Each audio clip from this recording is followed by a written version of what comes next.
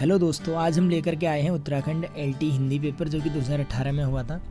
तो एक बार इस पर दृष्टि डाल देते हैं कि किस प्रकार का ये पेपर आया था। तो फटाफट से इसके क्वेश्चन हम देख लेते हैं। 100 क्वेश्चन का ये सेट था। तो चलिए शुरू करते हैं। अधिगम के बारे में पूरी जानकारी इंगित करने वाले वक्र को कहा जाता है। सही आंसर है एस आकार वक्र। अधिगम मापन करने के लिए क्या आवश्यक नहीं है? सही आंसर है शिक्षण की युक्तियों का पता लगाना। बुद्धि परीक्षणों का प्रयोग किया जाता है विद्यालय में छात्रों का समूह विभाजन करने में, निर्देशन के प्रयोजन हेतु, चयन करने के प्रयोजन हेतु। तो इसके ये तीनों ऑप्शन सही हैं, इसलिए इसका चौथा ऑप्शन बिल्कुल सही होगा, उपर्युक्त सभी। निम्नलिखित में से कौन सा उद्दीपन परिवर्तन कौशल का तत्व नहीं है? सही आंसर है विन्यास प्रेरण। एक शिक्षक अपनी शिक्षण अधिगम प्रक्रिया की योजना बनाते समय क्या ध्यान में रखता है?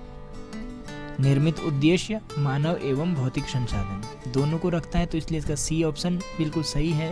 ये दोनों ए एवं बी। आप अपने विद्यार्थियों में मुख्य तौर पर स्व अनुशासन किस प्रकार विकसित करेंगे? इसका आंसर है उनको उत्तरदायित्व देकर। शिक्षक अभियोग्यता से तात्पर्य है? इसका आंसर है शिक्षक के व्यवसाय की सभी वांछित योग्यताओं को रखना। निम्नलिखित में से किसी विद्यार्थी के आंतरिक मनोभावों के माप की सर्वोत्तम प्रविधि कौन सी है? इसका सही आंसर है प्रत्यारोपण विधि। संज्ञानात्मक व्यवहारगत कौशल के अंतर्गत विद्यार्थी को सैद्धांतिक कथनों के उपयोग को वास्तविक परिस्थितियों में समझने के सक्षम बनाना कहलाता है। देखिए, संज्ञानात्मक व्यवहारगत जो कौशल है उसके अंतर्गत विद्यार्थियों के जो सैद्धांतिक कथन है उनके उपयोग का जो वास्तविक परिस्थितियों को समझने में सक्षम कैसे बनाया जाता है? तो अनुप्रयोग के माध्यम से। सही आंसर है अनुप्रयोग। श्यामपट्ट पर लिखते समय अक्षरों का आकार तय करने के लिए आप किस बात का विशेष ध्यान रखेंगे? तो श्यामपट्ट तथा विद्यार्थियों के मध्य दूरी को विशेष ध्यान रखा जाएगा, इसलिए पहला ऑप्शन सही है। निम्नलिखित में से कौन सा तथ्य निर्देशन एवं परामर्श का अंग नहीं है? इसका ऑप्शन सी सही होगा, संवेगों का विकास करना। क्रियात्मक अनुसंधान में कौन सा पद सम्मिलित नहीं होता? सही उत्तर है परिणामों का सामान्यीकरण। वंशानुक्रम को समझने के लिए आपको आवश्यक रूप से समझना होगा। तो समानता का नियम भी समझना होगा, भिन्नता का नियम भी समझना होगा, प्रतिगमन का नियम भी समझना होगा, इसलिए इसका आंसर होगा उपर्युक्त सभी। निम्नलिखित में से एक शैक्षिक मापन की विधि नहीं है। तो मानक संदर्भित परीक्षण को शैक्षिक मापन की विधि नहीं माना जाता, बाकी साक्षात्कार, प्रश्नावली, अवलोकन आदि सभी शैक्षिक मापन की विधि कहलाती हैं। आनुवांशिक गुणों का वास्तविक संवाहक क्या है? तो जीन्स है इसका सही आंसर। एक बालक काले कुत्ते, काली बिल्ली एवं काले कोट को देखकर डरने लगता है, इस प्रकार के अनुबंधन में निहित है। तो उद्दीपक का सामान्यीकरण इसका सही आंसर है। विद्यार्थियों को कठिन शब्दों का अर्थ समझाने की व्यावहारिक विधि है उन शब्दों को वाक्यों में प्रयोग करके पढ़ाना। व्यक्तित्व किसी व्यक्ति के व्यवहार का कौन सा पक्ष है? व्यक्तित्व की बात करते हैं तो गैर संज्ञानात्मक पक्ष सही उत्तर है। अध्यापक होने के नाते यदि आप किसी विद्यार्थी की बुरी आदत को सुधारना चाहते हैं तो क्रियात्मक योजना बनाते समय आप अधिगम के किस सिद्धांत को ध्यान में रखेंगे? तो इसका सही आंसर है शास्त्रीय अनुबंधन सिद्धांत। कक्ष संप्रेषण हेतु सूक्ष्म शिक्षण क्यों आवश्यक है? Micro teaching. तो ये इसलिए आवश्यक है विभिन्न कौशलों के विकास हेतु, इसका सही आंसर है। संप्रेषण प्रक्रिया में शिक्षक का व्यवहार शाब्दिक से अशाब्दिक तक हो जाता है, ये बिल्कुल सही है, इसका आंसर पहला ही है। सामूहिक शिक्षण करते समय विद्यार्थियों की व्यक्तिगत समस्याओं के समाधान हेतु निम्नलिखित में से आप कौन सी विधि का प्रयोग करेंगे? इसका सही आंसर होगा अनुवर्ग विधि। छात्रों को परियोजना कार्य देते समय एक शिक्षक को हमेशा ध्यान में रखना चाहिए कि इसका प्रयोजन शैक्षिक हो, संबंध वास्तविक जीवन की परिस्थितियों से हो, सीखना क्रिया द्वारा हो। तो तीनों सही हैं, इसलिए ऑप्शन डी सही होगा, उपर्युक्त सभी। शिक्षा का अधिकार अधिनियम 2009 में प्रावधान है, उसमें प्रावधान है निःशुल्क एवं अनिवार्य शिक्षा का, बालक को शारीरिक एवं मानसिक दंड का निषेध है, बाल अधिकारों के संरक्षण की व्यवस्था है, ये सभी चीजें उसमें, इसलिए सही ऑप्शन है उपर्युक्त सभी। यह सामाजिक वातावरण में आयोजित किया जाने वाला एक निष्ठ उद्देश्यपूर्ण क्रियाकलाप है। यह कथन शिक्षण की किस विधि की ओर इंगित करता है? तो ये प्रोजेक्ट विधि की ओर इंगित करता है। चिंता का वह स्तर जो छात्र को सीखने के लिए तैयार करता है वह है सामान्य चिंता। अधिगम जो सीखना होता है उसका चिंता से कोई संबंध नहीं होता, ऐसा नहीं है, क्योंकि सामान्य चिंता होती है उसमें। दल शिक्षण की हम बात करें तो दल शिक्षण में दल है, अध्यापकों का दल जो शिक्षण योजना को तैयार कर उसका क्रियान्वयन करता है, उसको दल शिक्षण का दल माना जाता है। किसको? अध्यापकों और शिक्षकों द्वारा जो योजना तैयार कर उसका क्रियान्वयन किया जाता है।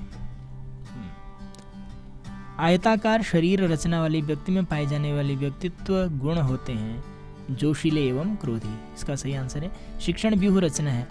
सही आंसर है उद्देश्यों को प्राप्त करने की योजना। ज्ञात से ज्ञात की ओर एक शिक्षण सूत्र है। राहुल संस्कृत। देखिए अब हिंदी के क्वेश्चन शुरू हो चुके हैं, मनोविज्ञान के क्वेश्चन खत्म हो चुके हैं। 30 क्वेश्चन तक थे, अब 31 क्वेश्चन से हिंदी शुरू हो चुकी है।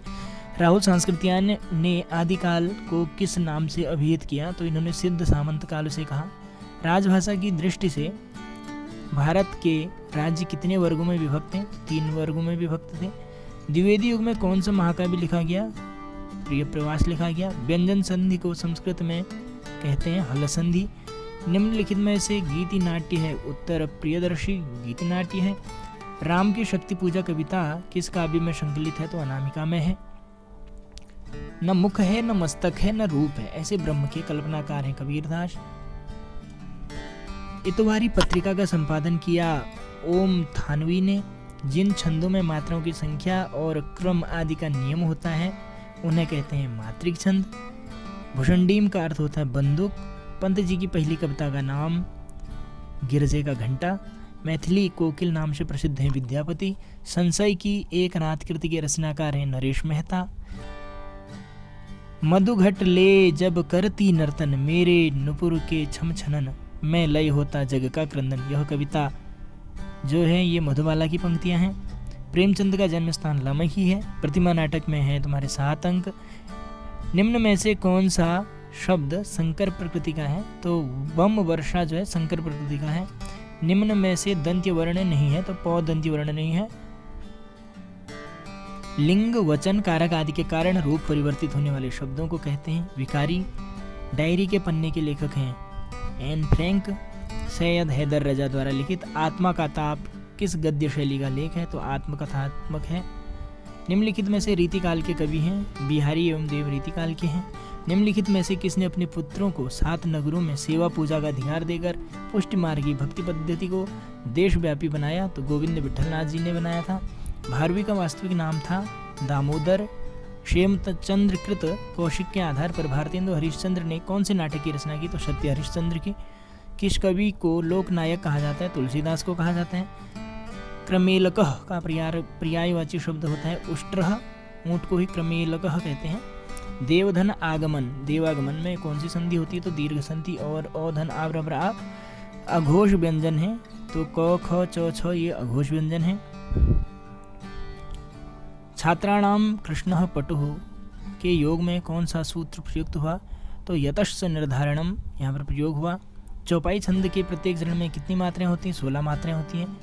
मुअनजो दंडो का अर्थ है मुर्दों का टीला, जो कि मोहनजोदड़ो जिसे कहा जाता है। निम्नलिखित में से भृत्य शब्द का क्या अर्थ है? भृत्य होता है सेवक। धनपत राय को प्रेमचंद नाम किसके द्वारा दिया गया? तो दया नारायण निगम द्वारा दिया गया। दोपहर शब्द में कौन सा समास है? तो द्विगु समास है, संख्या पूर्व द्विगु।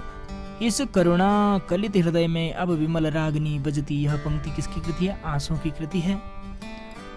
विद्या सुंदर तथा मुद्रा राक्षस किसके द्वारा लिखित नाटक हैं? तो भारतेंदु हरिश्चंद्र जी द्वारा लिखित हैं। देखिए मुद्रा राक्षस संस्कृत वाला नहीं हिंदी वाला ही ये पूछेंगे।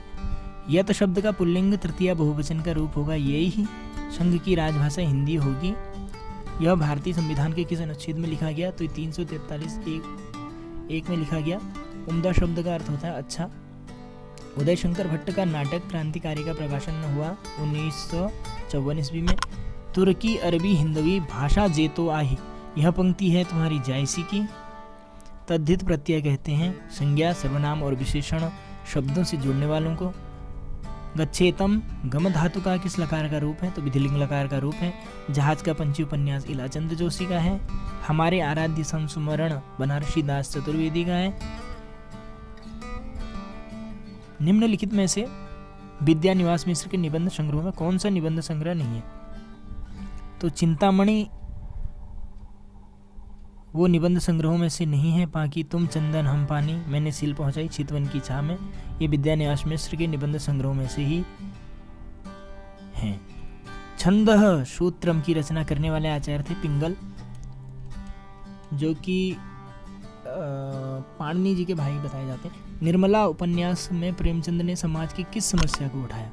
तो इन्होंने अनमेल विभाग को यहाँ उठाया। कर्तुम शब्द में कौन सा प्रत्यय है, तो तुमुन प्रत्यय है। यह शब्द अन्वेषण का पर्यायवाची नहीं है।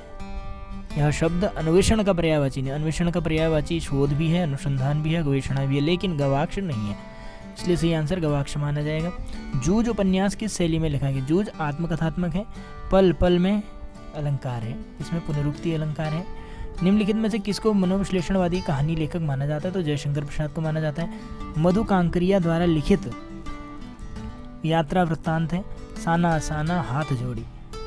जात्या ब्राह्मणों में कौन सा सूत्र प्रयुक्त हुआ? तो प्रकृत्यादिभ्यस् तृतीया उपसंख्यानम।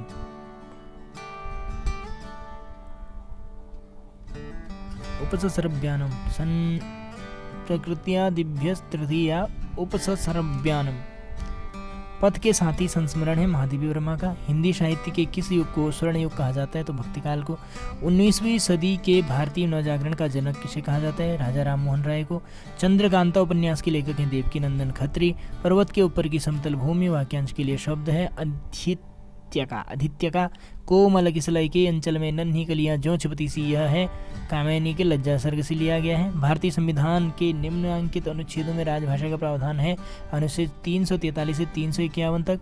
वाक्य में प्रयुक्त होने पर जिन शब्दों का रूप परिवर्तित नहीं होता उन्हें कहते हैं अविकारी। मुक्तिबोध की कविता ब्रह्म राक्षस उनके किस काव्य संग्रह में संकलित है? तो हरी घास पर क्षण भर इसमें नहीं है। चाँद का मुंह टेढ़ा में है, ठीक है, याद रखना। तुम चंदन हम पानी निबंध के लेखक हैं विद्यानिवास मिश्र। जिस मूल शब्द से क्रिया बनती है उसे कहते हैं धातु। गंगोदकम में है गुणसंधि।